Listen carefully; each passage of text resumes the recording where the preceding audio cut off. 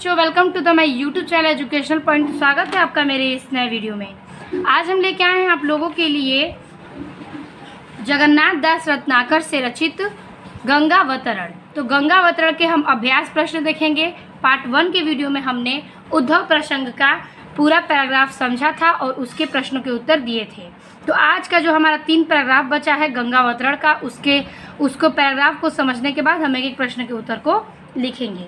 तो पैराग्राफ कह रहा है कि कृपा निधान सुजान शंभु हिय की गति जानी, दियो शीस पर थाम बाम करी कै मनमानी, सकुचति एचति अंग गंग सुख संग लजानी, जटा जूट हिमकूट सघन बन सिमटी समानी। तो इस पैराग्राफ में क्या कहना चाहता है? तो इसका अर्थ ये कहना चाहता है कि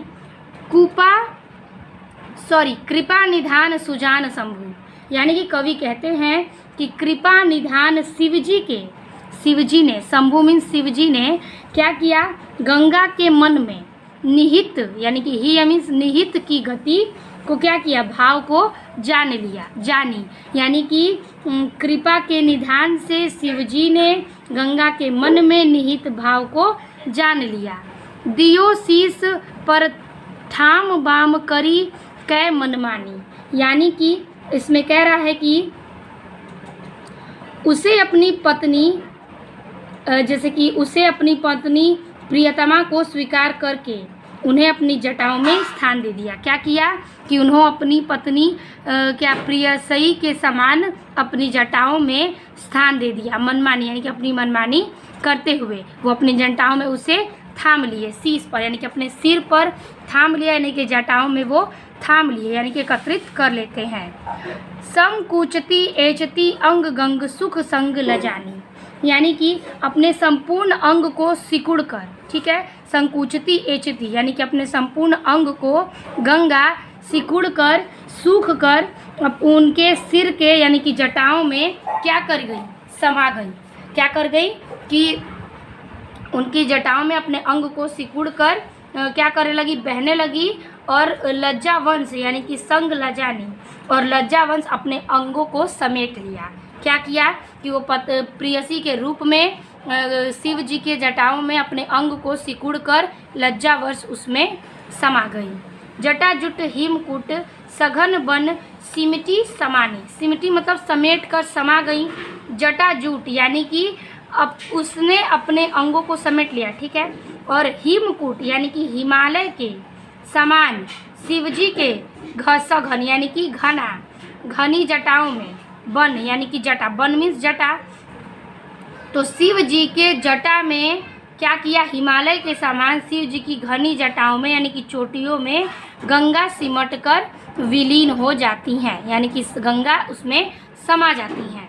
तो यही इस पैराग्राफ का अर्थ है। पहला प्रश्न है कि दिए गए पद्यांश के शीर्षक एवं रचनाकार का नाम लिखिए। तो शीर्षक है इसमें गंगावतरण, रचनाकार है जगन्नाथ दास रत्नाकर, ठीक है, तो यही लिखना है। दूसरा है कि किसी कोमल भावना को शिवजी जान गए, यानी कि किसकी कोमल भावना को शिवजी जान गए? तो गंगा की कोमल भावना को शिवजी जान गए। अब इसका उत्तर हमें हेडिंग के साथ लिखना है, तो पहले उत्तर को देख लेते हैं। तो इसी प्रकार से गंगावतरण का 6 पैराग्राफ हेडिंग कर लेंगे।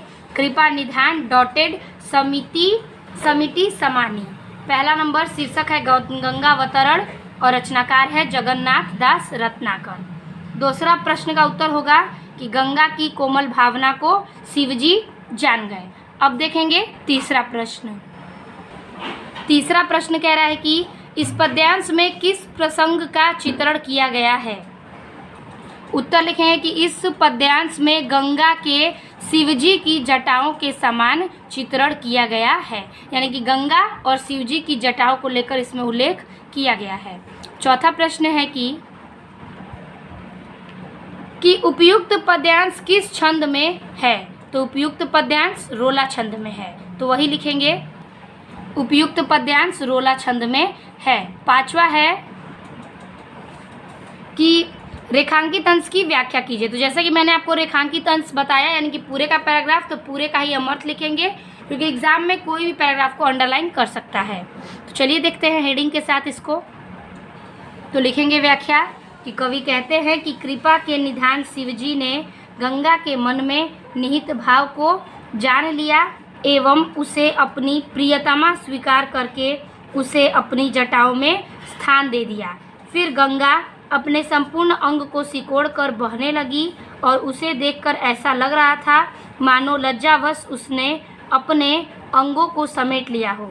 सघन हिमालय के समान शिवजी की घनी जटाओं में गंगा सिमट कर विलीन हो गई। तो यही आपको अर्थ लिख देना है उस पैराग्राफ में।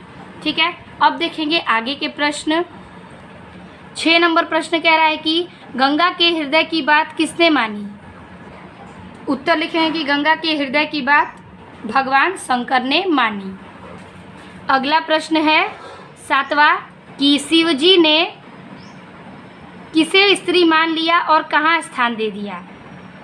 उत्तर लिखेंगे कि शिवजी ने गंगा को स्त्री मान लिया और अपनी जटाओं में स्थान दे दिया। अगला प्रश्न है 8 नंबर की गंगा को किस प्रकार का अनुभव हुआ। उत्तर लिखेंगे कि गंगा को लज्जा का अनुभव हुआ, क्योंकि वो लज्जा से उनके अपने अंगों को समेटकर उनकी जटाओं में बहती हैं, मतलब कि समा जाती हैं, इसीलिए गंगा को लज्जा का अनुभव हुआ। इस पैराग्राफ में 8वां प्रश्न है। 8वां तो मैंने बता दिया। 9वां प्रश्न है कि गंगा को शिव के जटाजूट कैसे लग रहे थे। उत्तर है कि गंगा को शिव के जटाजूट सखन बन के समान लग रहे थे, यानी कि वो एक जूड़े के समान थे, बन के समान थे, तो सखन बन के समान लग रहे थे। अब देखेंगे हम 6 पैराग्राफ। 6 पैराग्राफ है कि भई थकित छवि चकित हेरी हर रूप मनोहर हवै आनही के प्राण रहे तन धरे धरोहर भयो कोप को लोप चोप औरे उमगाई चित चिकनाई चढ़ी कड़ी सब रोस रुखाई। ठीक है, तो इस पैराग्राफ में क्या कहता है कि इसमें कवि कहते हैं कि भई चकित छवि चकित, यानी कि कवि कहते हैं कि गंगा के अनुपम एवं तेजस्वी रूप को देखकर उनके मन में, यानी कि गंगा के इस भय चकित यानी कि रूप को देखकर, हर रूप को देखकर मनोहर यानी कि शिव जी जो हैं वो आश्चर्यचकित हो जाते हैं और वो जो उनकी यह इच्छा होती है कि वह शिव के समीप ही विश्राम करें। ठीक है, तो भय चकित यानी कि वो तुरंत ही आश्चर्यचकित हुए और छवि चकित यानी कि अपने ही चकित से हेरी हर रूप, उनके हर रूप में मनोहर यानी कि जो कि हैं उनकी इच्छा हुई कि वो वहाँ पर शिव के समीप ही विश्राम करें। कौन? गंगा जी। तो हीवे आन ही के प्राण हरे तन धरे धरोहर, अतः वह शिव के पास ही क्या की, वह शिव के पास ही स्थिर हो गई, कि वह शिव के पास ही स्थिर हो गई धरोहर पर, और गंगा के शरीर में स्थिर प्राण अब पराय हो गए। ठीक है, गंगा का जो धरोहर है उसका स्थिर प्राण जो है अब शिव जी के मन में हो गया, इसलिए उनका जो प्राण है वो पराय हो गए। तो भयो कोप के लोप चौ औरे उमगाई, यानी कि अर्थात अब वे शिव के यहाँ पर धरोहर में तो गंगा जो है क्रोध शांत हो गया, तो उनका जो गंगा का क्रोध था वो शिव के धरोहर में जाकर प्राण जो है समा गया और उनका गुस्सा क्रोध शांत हो गया। तो भयो कोप कौ लोप चोप औरे उमगाई, यानी कि उनके मन में शिव को पाने की इच्छा जागृत हो गई। क्या हो गई? उनके मन में, गंगा के मन में शिव जी के पाने की इच्छा जागृत हो गई। उमगाई मतलब कि उमड़ गई, और उनके चेहरे का जो रूखापन है वो चित चिकनाई चढ़ी कड़ी सब रोस रुखाई, यानी कि चित चिकनाई यानी कि उनके चेहरे की चित चिकनाई यानी कि चमकने की जो लालसा है वो चढ़ी कड़ी, वो तुरंत क्या हो जाती है, चेहरे पर उनके रूखापन और नाराज़गी दूर हो जाती है। और फिर सब सोस रुखाई यानी कि अंत में उनके मन में जो क्रोध और रुखाई का स्थान था वह प्रेम की स्थिरता में बदल जाता है। तो गंगा जो है वो प्रेम की भावना में तुरंत बदल लेती हैं अपने मन को, अपने क्रोध को छोड़कर। तो इसका पहला प्रश्न कह रहा है कि उपयुक्त पद्यांश के शीर्षक एवं कवि का नाम लिखिए। तो गंगावतरण और जगन्नाथ दास रत्नाकर आपको पता है, पिछले इसके प्रश्न में भी हमने बताया। दूसरा प्रश्न है रेखांकित अंश की व्याख्या। तो दोनों को एक साथ देख लेते हैं। तो इस प्रकार से हम 6 नंबर हेडिंग करेंगे। भई थकित डॉटेड रोष रुखाई। पहले का उत्तर हो जाएगा शीर्षक गंगावतरण और दूसरा है कवि जगन्नाथ दास रत्नाकर।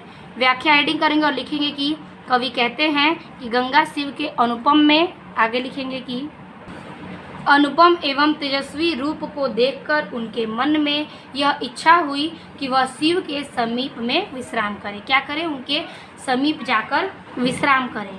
अतः वह शिव के पास ही स्थिर हो गई। गंगा के शरीर में स्थित उसके प्राण जो कि हैं अब पराये हो गए, अर्थात अब वे शिव के धरोहर बन गए। शिव के समीप गंगा का क्रोध शांत हो गया। उनके मन में शिव को पाने की इच्छा जागृत हो गई थी। उनके चेहरे का रूखापन और नाराजगी जो कि है दूर हो गई थी। अतः उनके मन में क्रोध और रुखाई के स्थान पर प्रेम की स्निग्धता भर गई। ठीक है, तो यही था आपका व्याख्या लिखना जो है। अगला प्रश्न है तीसरा नंबर कि गंगा के प्राण एवं क्रोध के संबंध में क्या बताया गया है। देखेंगे कि गंगा के प्राण एवं क्रोध के संबंध में गंगा के प्राण ऐसे हो गए मानो उसके शरीर में धरोहर की भांति हैं और उनका क्रोध समाप्त हो गया। तो ये इसके उत्तर हो जाएंगे। चौथा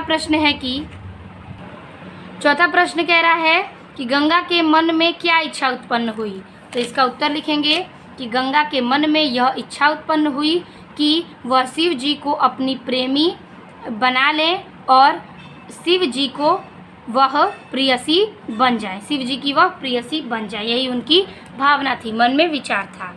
अगला प्रश्न है पांचवा कि प्रस्तुत पंक्ति में किसके प्रति गंगा का अनुराग का अनुपम चित्रण हुआ है। उत्तर में लिखेंगे कि प्रस्तुत पंक्ति में शिव जी के प्रेम के प्रति गंगा के अनुराग का अनुपम का चित्रण हुआ है। अब देखेंगे जॉब पैराग्राफ। तो जॉब पैराग्राफ कह रहा है कि निकसी कमंडल में उमड़ती, नभ मंडल खंडती, धाई धार अपार वेग सौ, वायु विहंडती, भयो धोर अति शब्द धमक सौ त्रिभुवन तरजे, महामेघ मिली मनहु एवं संग ही सब गरजे। ठीक है, तो इसका अर्थ में कवि कहते हैं कि निकसी कमंडल यानी कि कमंडल में, ठीक है, निकसी कमंडल तय उमड़ी नभ मंडल खंडती, यानी कि कवि गंगा के प्रति का भाव कहते हैं कि पृथ्वी पर अवतरण चित्रण करते हुए कहते हैं कि जो गंगा है वो ब्रह्मा के कमंडल से, ठीक है, ब्रह्मा से के कमंडल से उमड़ती हुई तीव्र वेग के साथ उमड़कर निकलकर वह आकाश के यानी कि नभ आकाश मार्ग को चीरती हुई वायुमंडल यानी कि मंडल में आकाश मार्ग को चीरती हुई वायुमंडल में खंडित करती हुई धरती की ओर तेज धारा में दौड़ पड़ी। क्या कर पड़ी? तो निकसी कमंडल यानी कि ब्रह्मा के कमंडल से निकली हुई क्या की यानी कि गंगा स्वर्ग के ब्रह्मा के कमंडल से तीव्र वेग के साथ निकली आकाश मार्ग से चीरती हुई वायुमंडल को खंडित करती हुई निकलती हैं। धाई धार अपार वेग सौ वायु विहंडती, यानी कि धरती की ओर तेज धारा में दौड़ पड़ी और धाई धार उनकी जो धारा थी वो अपार वेग यानी कि तीव्र वेग से सौ वायु यानी कि वायु को भयंकर और विहंडती यानी कि उसकी धमक जो है यानी कि वो तेज धारा में आ जाती हैं, यानी कि स्वर्ग लोक से पृथ्वी लोक पर वह आ जाती हैं कई वेग की धारा से वायुमंडल को खंडित करते हुए। भयो घोर अति शब्द धमक सौ त्रिभुवन तरजे, यानी कि भयो घोर यानी कि बार बार स्वर्ग लोक से पृथ्वी लोक पर आने के क्रम से वह अति शब्द यानी कि कई शब्दों में धमक धमक यानी कि धमक धमक की आवाज़ आ रहे थे। सौ यानी कि कई सारे धमक धमक की आवाज़ आ रहे थे जब गंगा स्वर्ग से इधर आ रही थी कमंडल से निकलती हुई। तो त्रिभुवन तर्ज यानी कि तीनों लोक जो है त्रिभुवन तीनों लोक काँप गए। ठीक है, जिन उनकी धमक से तीनों लोग काँप गए। महामेघ मिली मनहु एक संग ही सब गरजे, यानी कि गंगा के पृथ्वी के अवतरण के यानी कि अत्यधिक जो महामेघ है, यानी कि उनके पानी से, गंगा के पानी से जो महामेघ है वो संग ही जब गुजरते हैं, निकलते हैं, तो वो अत्यधिक प्रचंड होते हैं और उससे जो शब्द सुनकर ऐसा लगता है कि मानो प्रलय काल बादल के साथ मिलकर गरज रहे हों। क्या कर रहे हों? प्रलय काल में सारे बादल एक साथ मिलकर गरज रहे हों, ऐसा प्रतीत होता है। ठीक है, तो यही गंगा में विचार किया गया है। पहला कह रहा है कि उपयुक्त पद्यांश का शीर्षक कवि का नाम लिखिए, तो आपको पता है क्या लिखना है। और दूसरा है कि रेखांकित अंश की व्याख्या कीजिए। तो दोनों के उत्तर हम एक साथ देख लेते हैं। ज निकसी कमंडल डॉटेड सब गरजे, शीर्षक गंगावतरण, कवि जगन्नाथ दास रत्नाकर। दूसरा है उत्तर। व्याख्या हेडिंग करते हुए लिखेंगे कि गंगा के पृथ्वी पर अवतरण को चित्रित करते हुए कहते हैं कि गंगा स्वर्ग में ब्रह्मा के कमंडल से तीव्र वेग के साथ उमड़कर निकली एवं आकाश मार्ग को चीरती हुई वायुमंडल को खंडित करती हुई धरती की ओर तेज धारा में दौड़ पड़ी। स्वर्गलोक से पृथ्वी लोक तक आने के क्रम में गंगा के तीव्र वेग से अति भयंकर शब्द उत्पन्न हुआ, जिसकी धमक से तीनों लोग काँप गए। गंगा के पृथ्वी पर अवतरण का वेग अत्यधिक प्रचंड था। उससे उत्पन्न शब्द को सुनकर ऐसा लग रहा था मानो प्रलय काल के बादल एक साथ मिलकर गरज रहे हों। यही इसके उत्तर थे व्याख्या में। अब देखेंगे तीसरा प्रश्न। तीसरा प्रश्न है कि गंगा जी कहाँ से निकली हैं। उत्तर लिखेंगे कि गंगा जी शिव जी के ब्रह्मा जी के कमंडल से निकली हुई हैं। चौथा प्रश्न है कि महामेघ मिली मनहु एक संग ही सब गरजे में कौन सा अलंकार है। तो मनु मानो जानो जो है वो उत्प्रेक्षा में आता है, तो इसमें उत्प्रेक्षा अलंकार है। पांचवा कह रहा है कि किसकी धमक से तीनों लोग डर गए। उत्तर अलंकार हो जाएगा उत्प्रेक्षा अलंकार। और गंगा के प्रवाह के धमक से तीनों लोग डर गए।